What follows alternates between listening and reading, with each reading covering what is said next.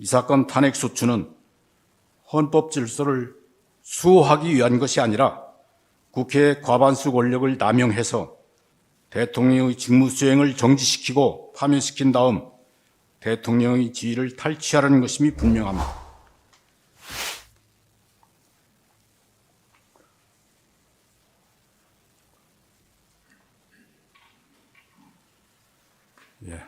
피청군 대리인 조대현 변호사입니다. 대한민국 대통령이 대한민국 헌법의 명령에 따라서 비상계엄을 선포했습니다. 그런데 국회 과반수 세력이 대통령을 내란죄로 몰아서 위법하게 탄핵 소추를 했고 대통령을 체포하겠다고 위협해서 헌법재판소의 첫째 변론기일에 출석하지 못하셨고 또 자진 출석한 대통령을 구치소에 수감해서 오늘 두 번째 변론기일에도 출석하지 못했습니다. 그래서 피청구인을 대신해서 저희 대리인 3명이 탄핵 청구 이유에 대해서 답변하고자 합니다. 먼저 제가 이 탄핵 사건, 이 탄핵 심판 청구는 부적법하다는 점을 4가지 사유만 말씀드리겠습니다. 첫째로 국회에서 1차 부결된 탄핵 소추를 재차 의결한 것은 헌법에 위반됩니다. 대통령이 2024년 12월 3일 2030으로 비상계엄을 선포했는데 국회가 2시간 후에 비상계엄 해제 요구를 의결했습니다. 그래서 심야에 대통령이 국무회의를 소집해서 다음날 6시간 40분 만에 비상계엄을 해제했습니다.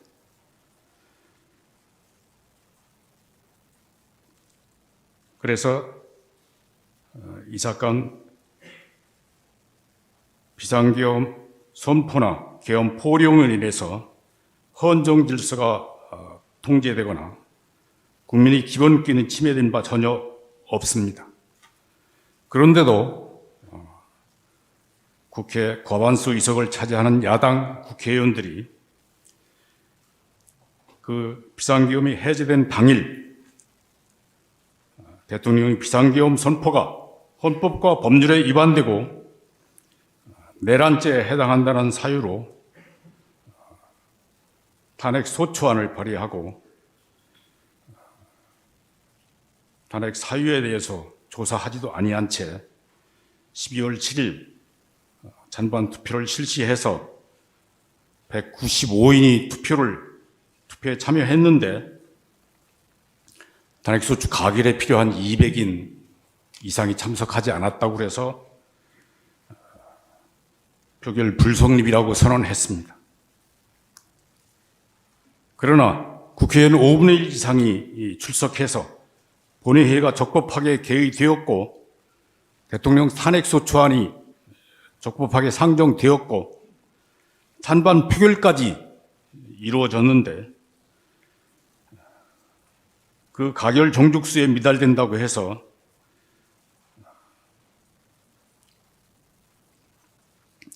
표결 절차가 없었다거나 표결이 불성립됐다고 볼 수는 없습니다. 오히려 200인 이상이 찬성을 얻지 못했기 때문에 부결된 것입니다. 국회의장이 그걸 부결 선포를 하지 않고 표결 불성립이라고 선언을 했다고 해서 이미 탄핵 소추안에 대해서 표결한 사실, 그리고 가결 종족수에 미달된 사실, 그래서 그 탄핵 소추안이 부결된 사실은 부정할 수 없는 것입니다.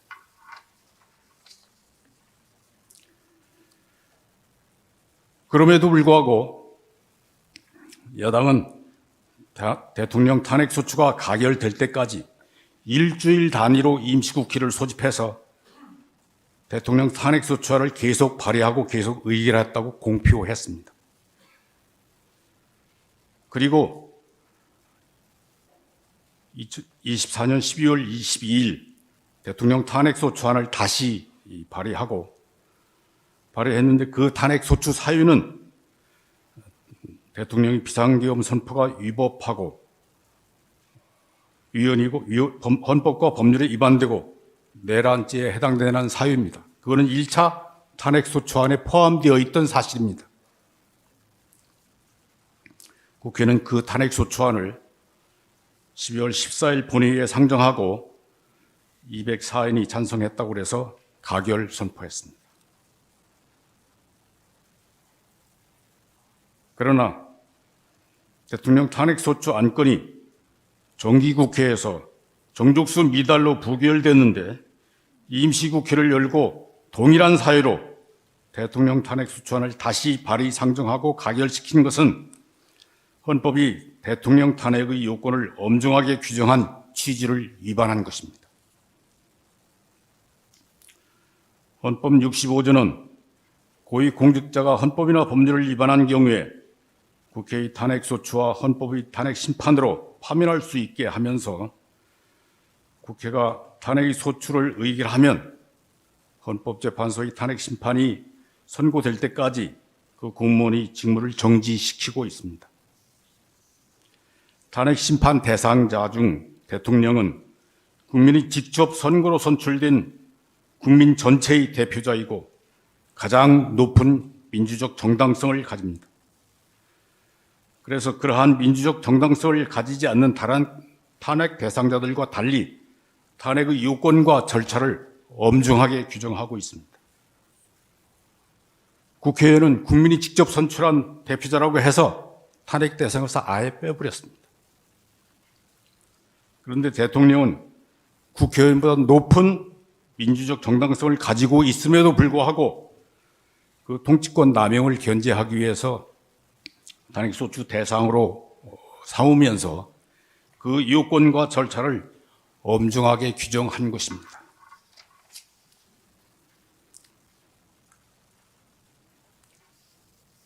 헌법 65조가 대통령 탄핵소추를 하기 위해서는 국회 재적의원 과반수의 발의하고 국회 재적의원 3분의 2 이상의 찬성을 얻어야 한다고 규정하고 있고 헌법 113조는 탄핵 결정은 헌법재판관 6인 이상의 찬성을 얻어야 한다고 규정하고 있습니다.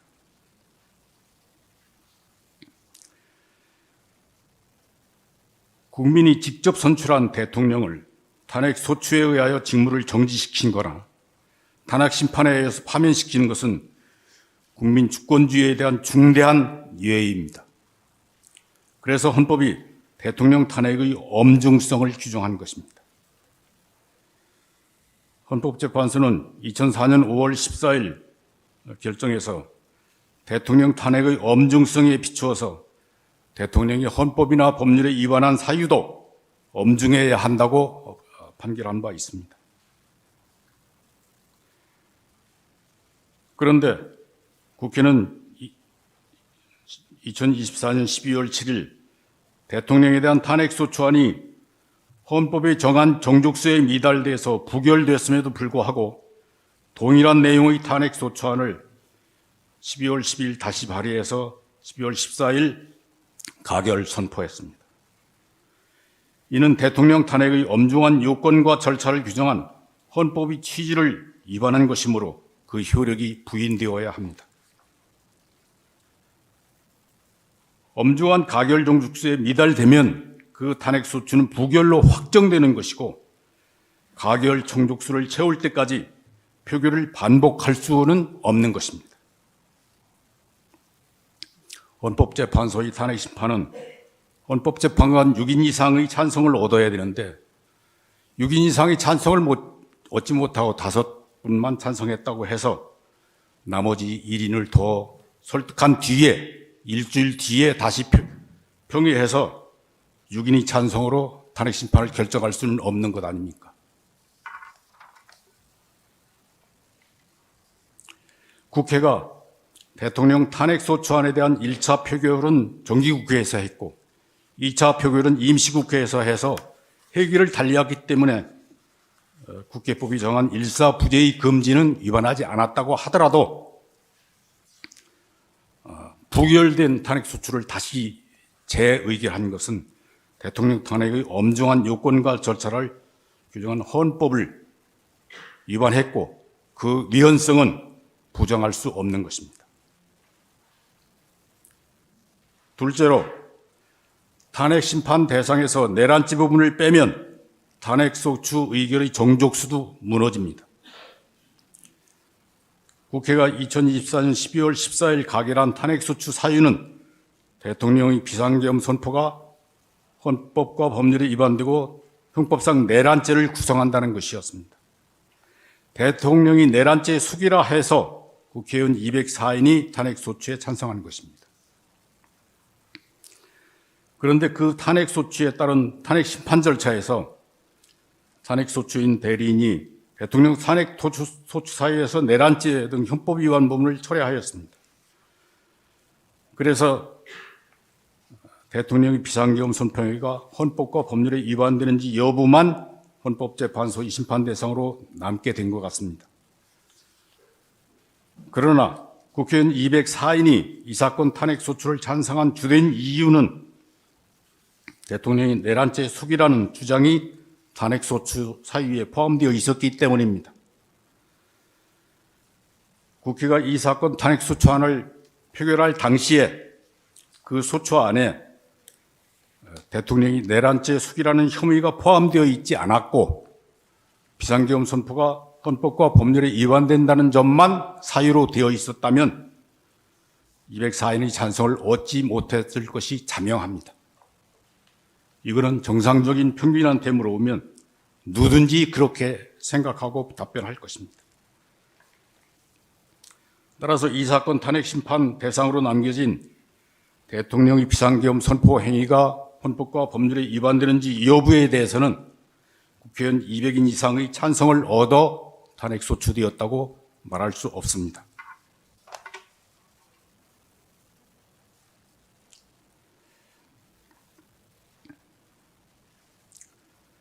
그리고 국회가 이제 다시 대통령 내란죄 숙이라는 혐의를 빼고 대통령의 비상계엄 선포의 행위가 헌법과 법률에 위반되는 사유만 탄핵소추 사유로 삼아서 다시 표결해서 200인 이상 찬성을 얻는다고 하더라도 그에 따라서 새로운 탄핵심판 절차가 진행된 것은 변론으로 하고 이미 부적법화된 이 사건 탄핵소추가 적법화될 수는 없는 것입니다.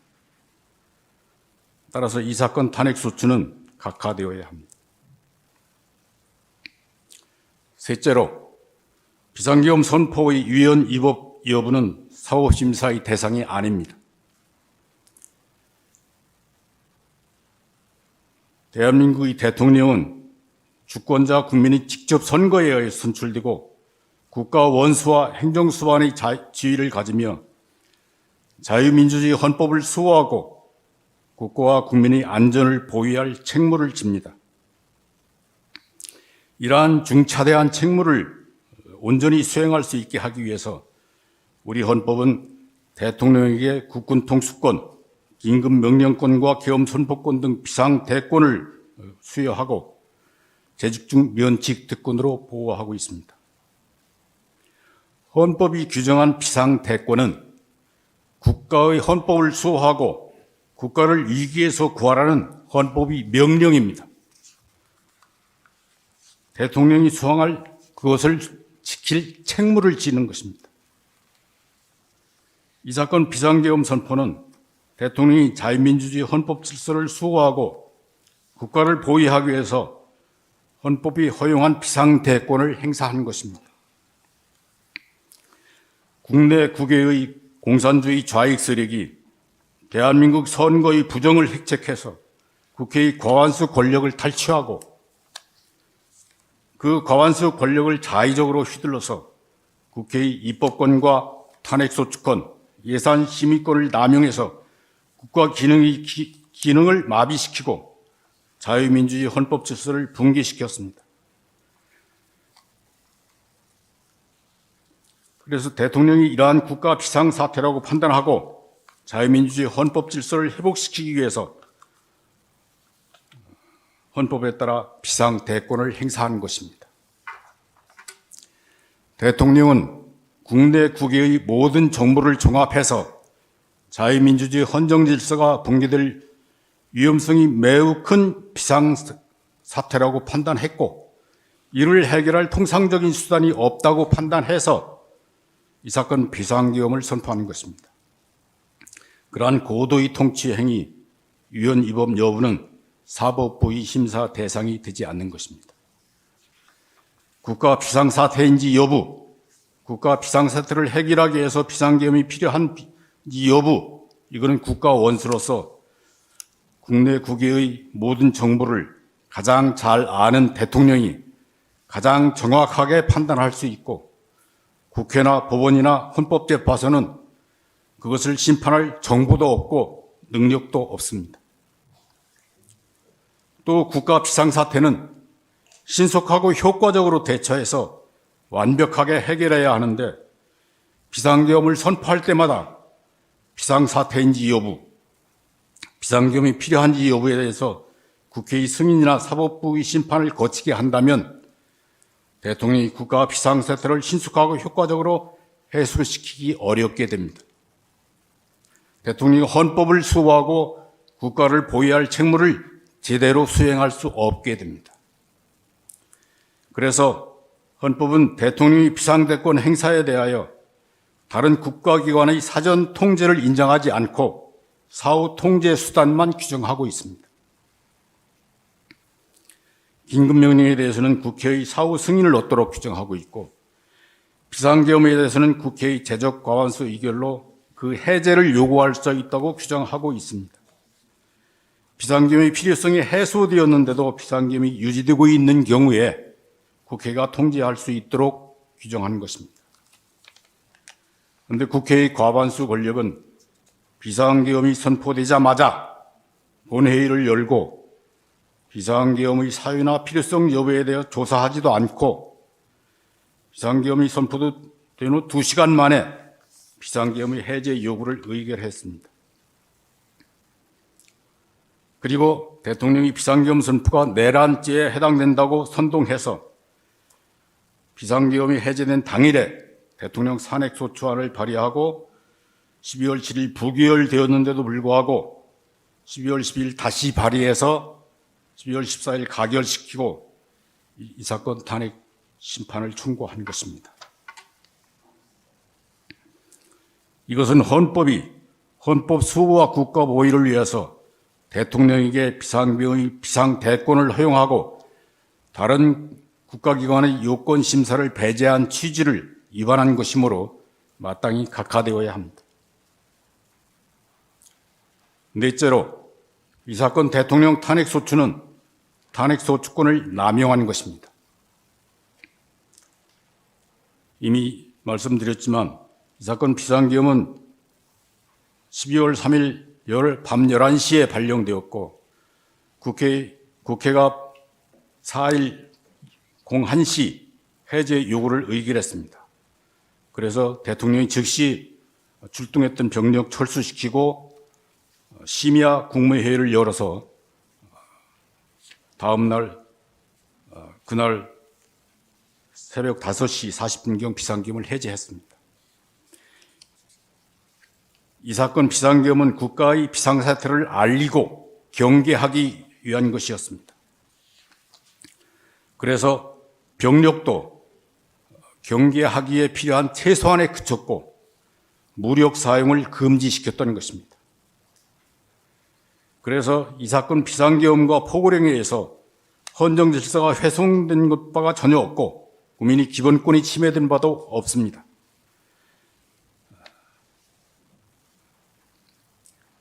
비상계엄 선포 6시간 40분 만에 비상계엄이 해제됐고 비상계엄 이전의 상태로 돌아갔습니다. 그래서 헌정 질서를 회복시키려는 필요성이 없었습니다. 국회가 이 사건 탄핵소추안을 상정하고 표결할 당시에는 헌법 질서의 침해도 없었고 헌정 질서를 회복시킬 필요도 없었습니다. 이 사건 탄핵소추는 헌법을 수호하기 위한 것이 아니라 국민이 직접 선거로 선출된 대통령을 그 직에서 끌어내리기 위한 것입니다. 국회의 과반수 권력을 활용해서 대통령의 지위를 탈취하기 위한 것입니다. 국회의원은 국민의 대표자이기 때문에 국민의 뜻을 존중해야 하는데 국회 제적 과반수를 차지한 야당은 국가 국민을 위해서 활동하지 않았고 정권 탈취를 위해서 온갖 수단 방법을 동원했습니다. 윤석열 대통령이 당선되자 국민의 주권 행사인 선거 결과에 승복하지 않고 국민이 직접 선출한 대통령의 지위와 권한을 존중하지 않고 대통령 취임 전부터 지금까지 200여 차례에 가까운 대통령 퇴진을 요구하는 집회를 열어서 선동했습니다. 수시로 대통령을 탄핵시키겠다고 위협했습니다.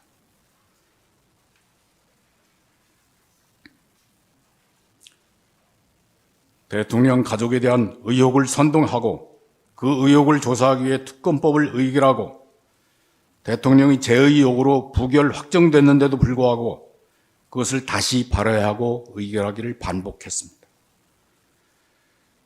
헌법이 입법권 남용을 통제하기 위해서 대통령에게 법률안 재의 요구권을 부여하고 재의 가결 요건을 엄중하게 규정해서 엄중한 요건을 채우지 못하면 부결 확정되게 한 것인데 그러한 헌법의 취지를 위반하면서 대통령의 지위를 흔들고 모욕했습니다.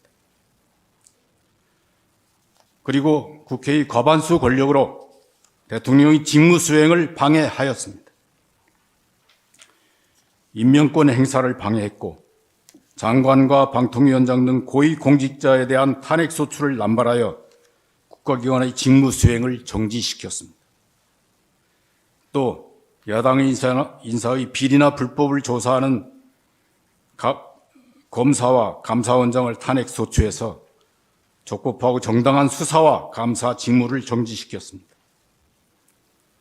그리고 대통령과 검찰청의 활동 예산을 삭감해서 직무 수행을 못하게 했었고 이 사건 탄핵 소추를 의결해서 대통령의 직무까지 정지시켰습니다. 이 사건 탄핵 소추는 헌법 질서나 국법 질서를 수호하기 위한 것이 아니라 대통령이 직무를 정지시키고 끌어내리고 정권을 탈취하려는 목적에서 비롯된 것입니다. 그래서 국회가 탄핵 사유의 전부를 조사하지도 아니한 것이고 내란죄 수괴 혐의를 선동해서 탄핵 소추 의결을 한 다음에 탄핵재판소의 탄핵 심판 절차를 빨리 끝내기 위해서 탄핵 심판 절차에서 내란죄 혐의를 지금 빼겠다고 하는 것입니다.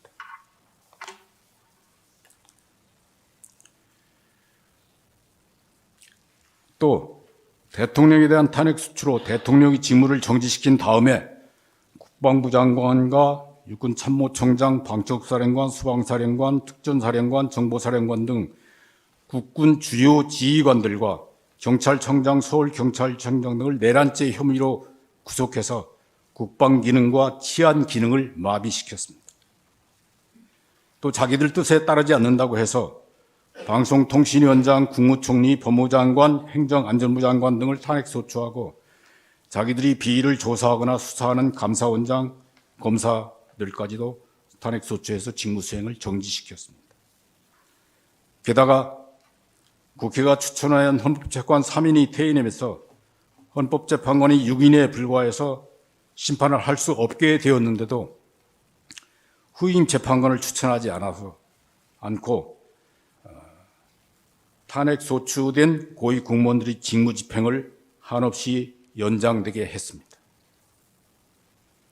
이러한 점들을 종합하면 이 사건 탄핵 소추는 헌법 질서를 수호하기 위한 것이 아니라 국회의 과반수 권력을 남용해서 대통령의 직무 수행을 정지시키고 파면시킨 다음 대통령의 지위를 탈취하려는 것임이 분명합니다. 그것은 국회에게 대통령 탄핵수사권을 부여한 헌법의 목적을 벗어나서 탄핵수사권을 남용한 것이라고 보지 않을 수 없습니다.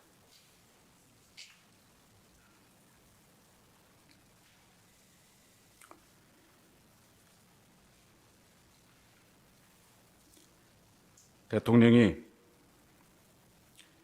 무너져가는 헌법 질서를 수호하기 위해서 대통령이 최우수단으로 이 사건 비상계엄을 선포했지만 국회의 과반수 권력의 방해로 헌법 질서를 수호하는 책무를 완수할 수 없게 되었습니다.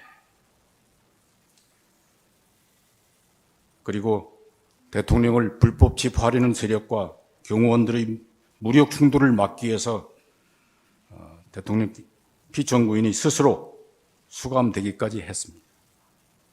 이제는 헌법재판관이 나서서 대한민국의 헌법 질서를 수호해야 합니다.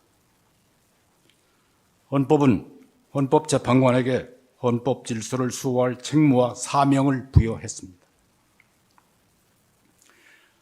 헌법이 헌법재판관에게 부여한 헌법 수호의 사명을 이 사건 진실을 밝히는 횃불로 삼아서 공산주의 좌파 세력이 민주선거를 왜곡시킨 사실, 국회 과반수 권력이 입법권을 남용해서 자유민주주의 헌법 질서를 무시하고 자기들 멋대로 독재하려고 한 사실, 국회의 과반수 권력이 예산심의권을 남용해서 대통령과 검찰의 직무수행, 국방기능의 정비, 국가경제의 발전 등을 방해한 사실, 대통령이 이러한 사태를 종합해서 국가 비상사태라고 판단하고 이를 해결할 다른 수단이 없어서 부득이 비상계엄을 선포하게 된 사실, 국회의 과반수 권력이 대통령의 비상계엄 선포를 내란죄로 선동하고 탄핵소추권을 남용해서 헌법질서 수호를 방해하고 국가 기능을 마비시킨 사실 등을 정확히 조사하시고 그러한 위기 상황에서 자유민주주의 헌법 질서를 수호해 주시기 바랍니다. 헌법재판소가 국회 과반수 세력의 권력 남용을 통제할 권한이 있다는 사실을 확실하게 공포하여 주시기 바랍니다.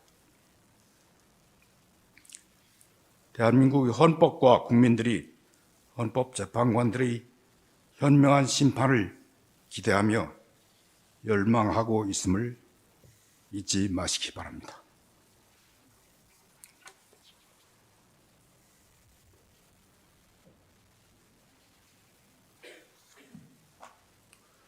예.